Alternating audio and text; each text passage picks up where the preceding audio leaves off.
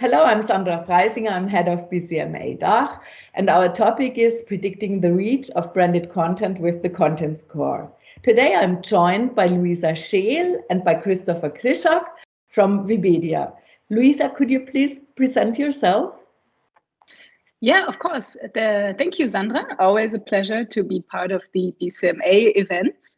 So my name is Louisa Scheel and I'm working for Webidia since 5 years. I have been the founder of the Webidia agency, so Webidia Brand Services, 5 years ago. And ever since, it has been a really exciting ride. Thank you, Louisa. And Christopher, could you also give us a brief introduction? Yeah, sure. Hi.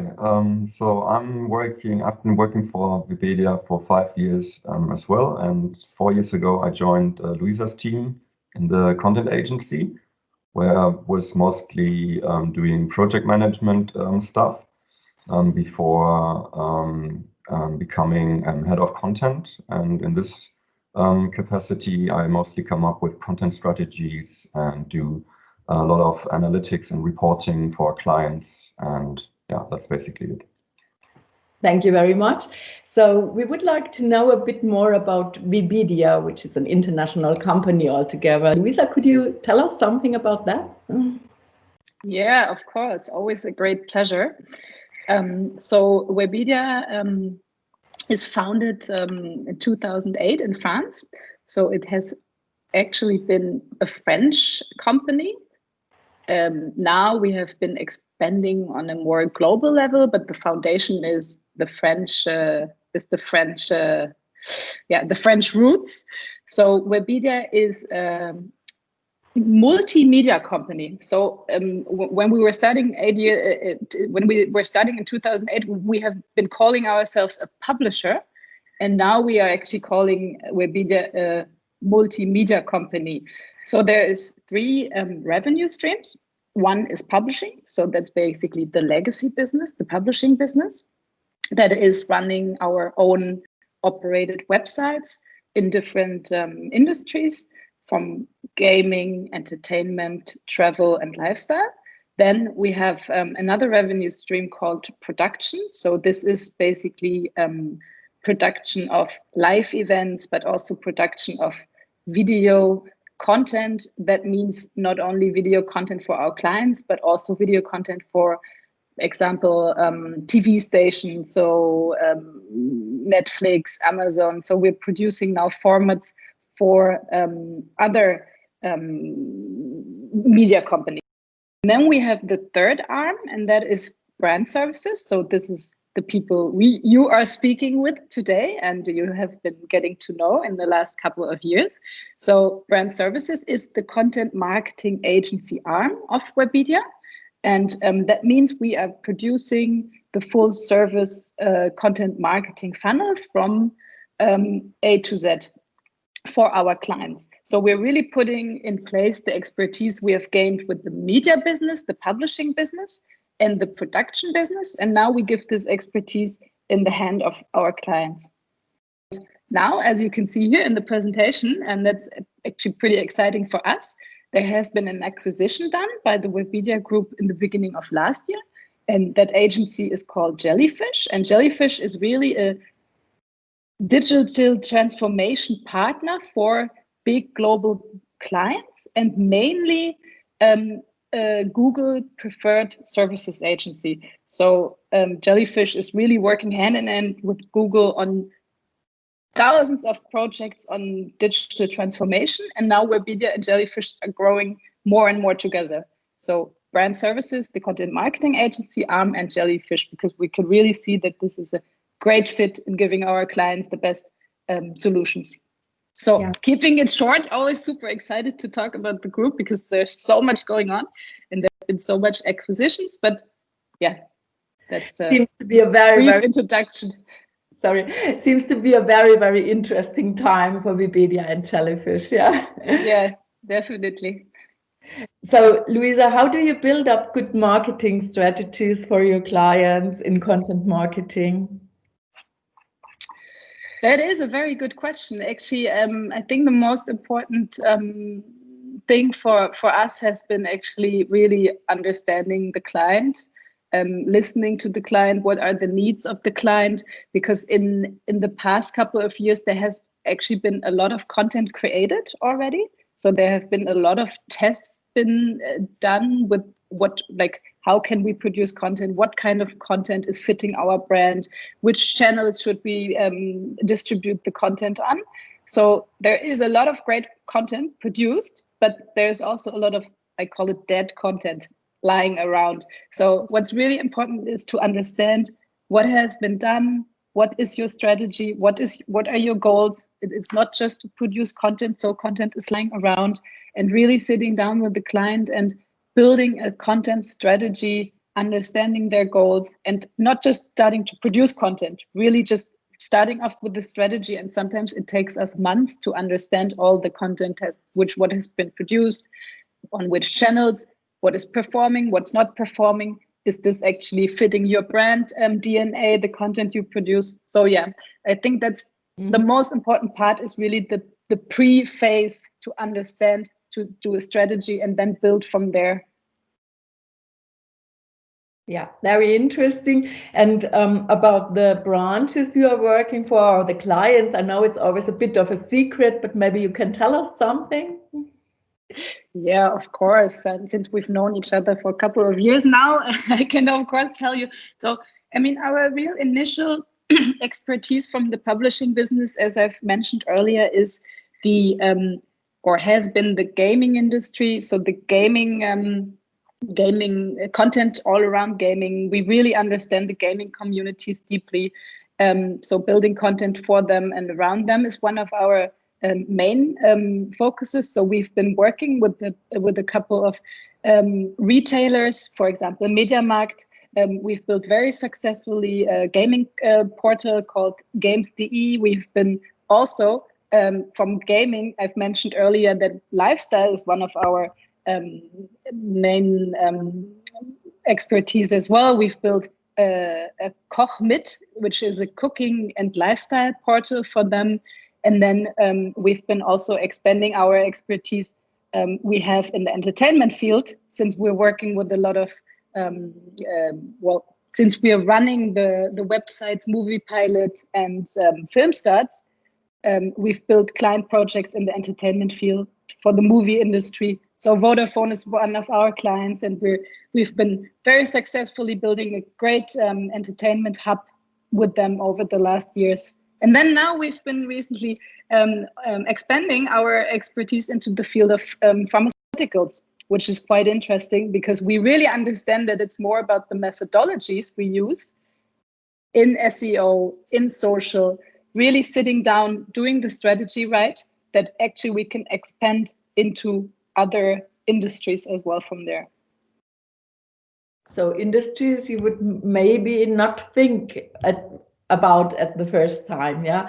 So do the strategies differ from industry to industry, from branch to branch? Actually, not so much. I mean, we have the expert as well here, Christopher. He's really the expert in building the content strategies, but it's really about what is our methodology. How do we understand the universe, the SEO universe, because SEO is a very crucial part when you build content portals. Especially what we've been specialized is building content portals which are performing organically, because that is always the challenge between, we want to build something which performs organically long term, and then is the costs per click will reduce over time, but the costs per click in the beginning will be higher when we build a content platform compared to a campaign where we will have more visibility and more efficiency, more return on investment on the content on a short but it's a completely different approach how to build such projects. So yeah, it's a deep publishing expertise behind, which allows us to find the right strategy for the different industries. And I think this publishing strategy brings us to the next point, which is the new methodology, the content score you developed. Christopher, maybe could you tell us something about it, what it does, what you can do with that? Yeah, sure, of course. So as Louisa already mentioned, I think what sets us apart from traditional content agencies, so to speak, is that we really take our time when planning the actual content instead of just jumping right into the production, so to speak. So everything related to understanding the customer and his or her needs is very important for us to analyze or to come up with the right solutions for the distribution channels that we have at hand. And what I'm going to show you now is basically part 2 of our content cycle. So how we, once we analyzed various keyword sets and we have a certain amount of topics that we want to tackle, how do we compare them to each other, and how do we make sure that they will fulfill everything that is what the content basically needs to achieve in the end. So this is what we call the content scoring. And the thing how it works is basically that once we gathered all the relevant data that we need, so basically the first step would be to come up with an omni-channel data dashboard where we can see all the data that is relevant to our clients. And in the space of SEO, that would be mostly web analytics data and keyword data and also and so on and so forth. And that's basically the starting point for being able to compare content and keywords and topic ideas with one another. And when we have all this data, what we basically do is that we look at what we call the promoter or the promoting factors of content. So for any given topic, we can see how popular is it. So how in terms of SEO, that would translate to KPIs like the search volume. If we're talking about social media, that would be the number of conversations in blog posts and forums. YouTube, that would be views and so on and so forth. So we can basically align every single topic and see how it would be performing in the real world, so to speak. And furthermore, we also look at trend data from Google or Twitter or social mentions and stuff like that to predict whether or not the topic is going to expand even more in the future. And also what's very important for us, as Louisa also mentioned, is that we have to come up with a content ROI, so to speak. So what is the return on investment from the client perspective? And what we like to do is we like to compare the organic rankings that we can achieve with our content with paid media strategies that would basically achieve the same with media budget. So the value in this regard would be by looking at the CPC of a given keyword, and if we can achieve an organic ranking, that would be money. That money would be saved. And last but not least, we also look at the ecosystem where the content is going to be distributed. So how fitting is it in this ecosystem? And what we like to do is that we compare it with previous data that we gathered, looking at how the users previously engaged with certain content types on these platforms, how long they stayed and stuff like that. And this gives us a good opportunity or a good idea about basically all 4 factors when planning content. And what we do afterwards is that we detract a certain number of factors from the potential to, in the end, come up with a content score. And what we look at here is basically mainly the competition. So what type of content is already out there? How much quality does it have? What are the sources? So considering is it a very competitive field? How many backlinks in terms of SEO would a certain domain have? How many followers would it have on social media? So that we can see whether or not it's easy or difficult to come up on top.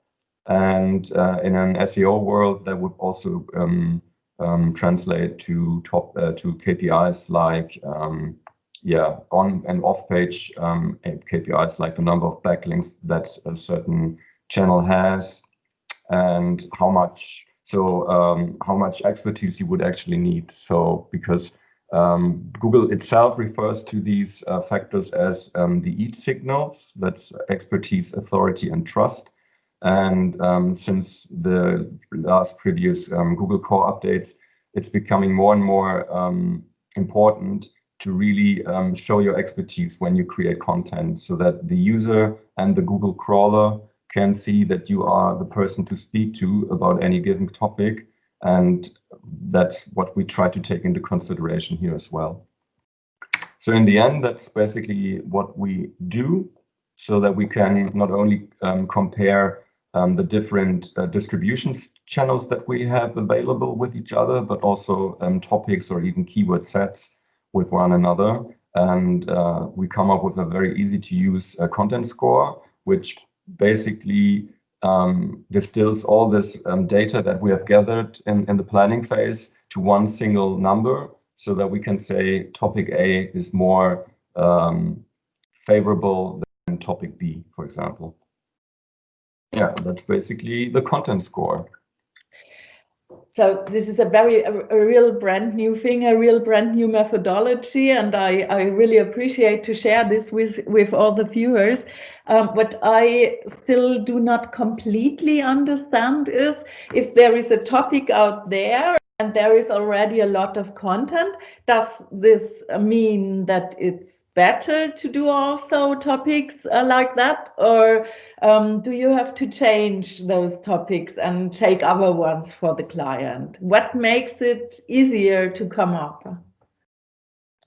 I think the important thing is basically the amount of data that you have available for any given topic. So in the SEO world, it's quite easy to gather all this data, because there's lots of tools out there that can do this for you, and it's very easy to see how strong the competition is. But if we talk about something like a platform like YouTube, it's very hard to get a good overview of how much traffic or how much views you can expect, because Google is not sharing this data publicly.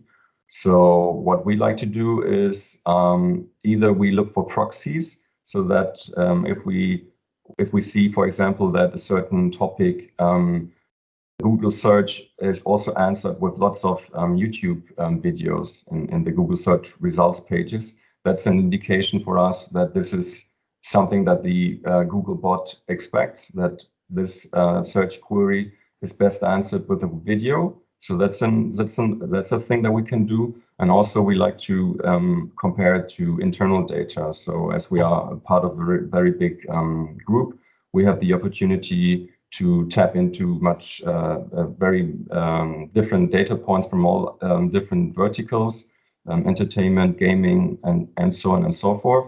And then we can come up with approximations. So it's really great that you can predict topics. Could you name maybe an example of a topic, very, very simple one, just to explain, or maybe one from the pharmaceutical business, how the content score is? Is it a number then, finally? Yeah, sure. I'm gonna try my best with the presentation once again to give you an idea.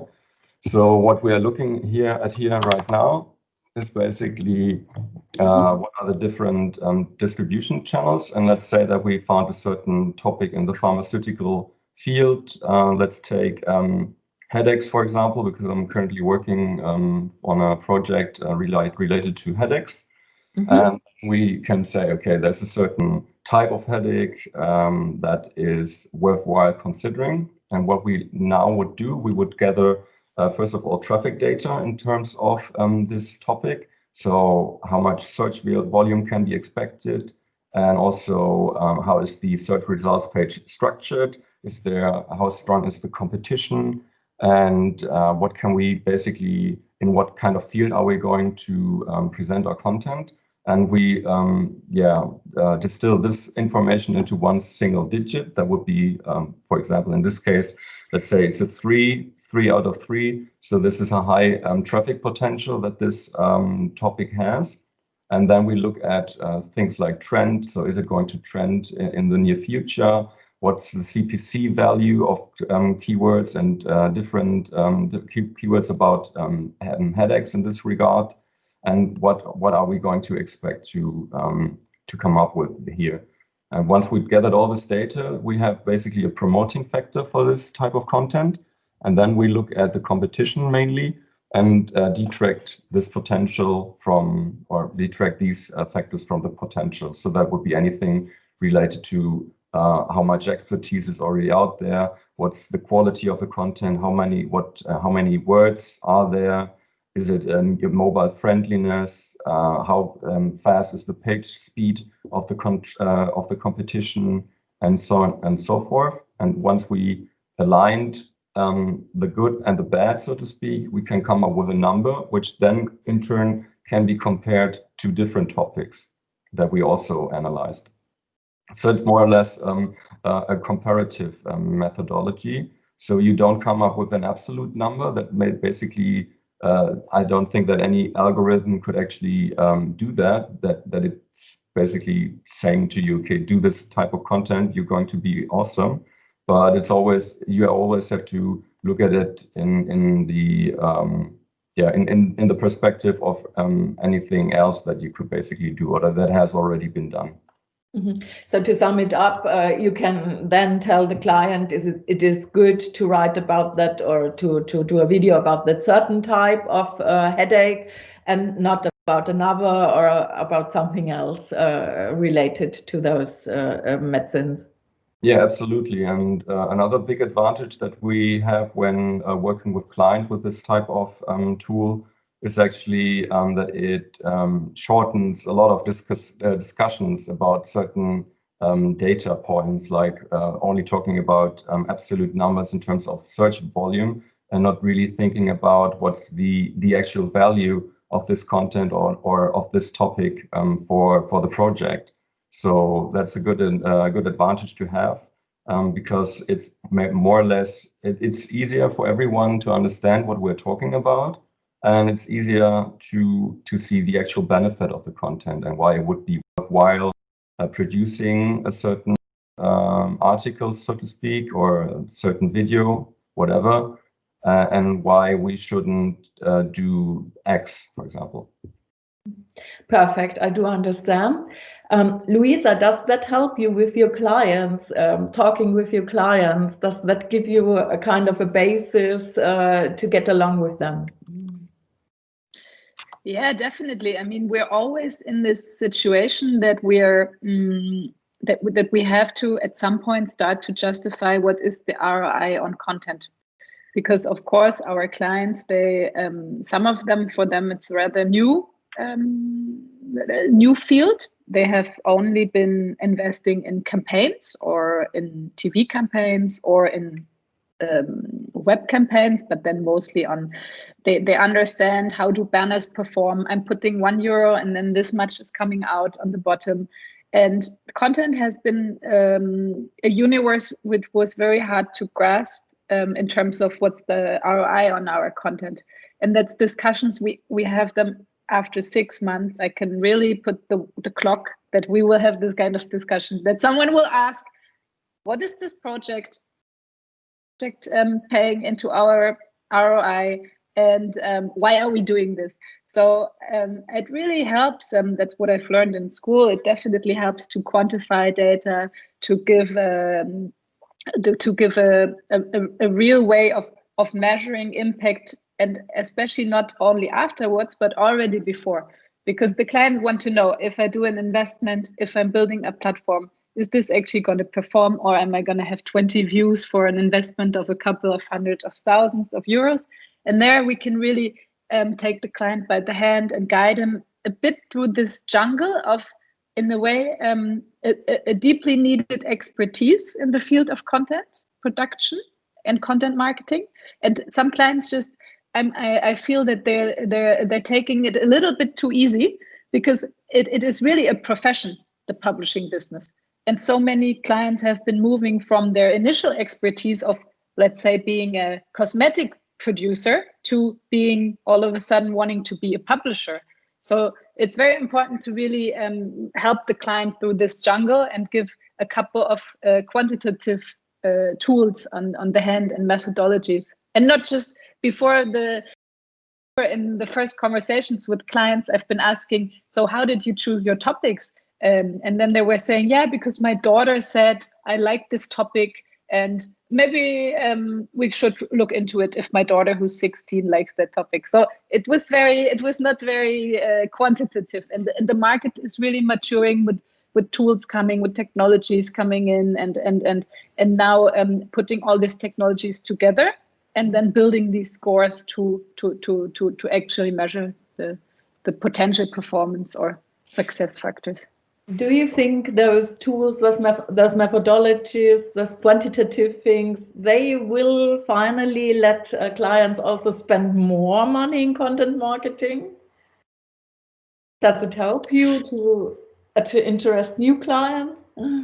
It definitely helps. I mean, it's a good question, and I probably can't give you the answer 100%, but I just feel that there is more security. And in times of complexity, where a client has infinite of choices how to do marketing, it helps to have a little bit more of, let's say, quantitative guidance, a bit more methodology, and maybe also experience and showing, okay, this is what we've done, this is how it performed, this is what we predicted. And then it just helps in order to take decisions.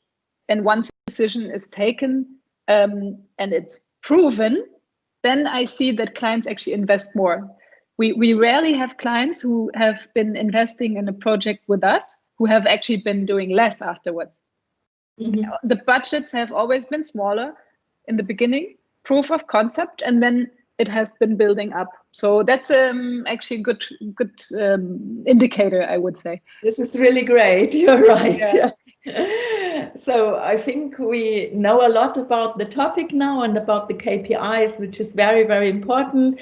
Thank you for letting us know this, for sharing this expertise with us. And we are very proud that Webedia is a member of BCMA. So thank you very much for that deep insight. And now, as we are showing this video at the Branded Content Day, so I would like to ask you to tell Happy Branded Content Day to everyone, just to finish up. Yeah, of course, we're super happy to be part of this global event this time, because before last years, we've already only been part of the German event. And it's great to see that the organization is really moving and bringing this global branded content and marketing community together. So we're super excited to be here. And yeah, happy Branded Content Marketing Day to everyone. Thank you. So, Christopher, your famous last words. Yeah, so happy Branded Content Day. It has been a pleasure. And yeah, let's hope that we're going to cooperate in the near future soon. So thank you so much, and happy Branded Content Day to everyone. Bye.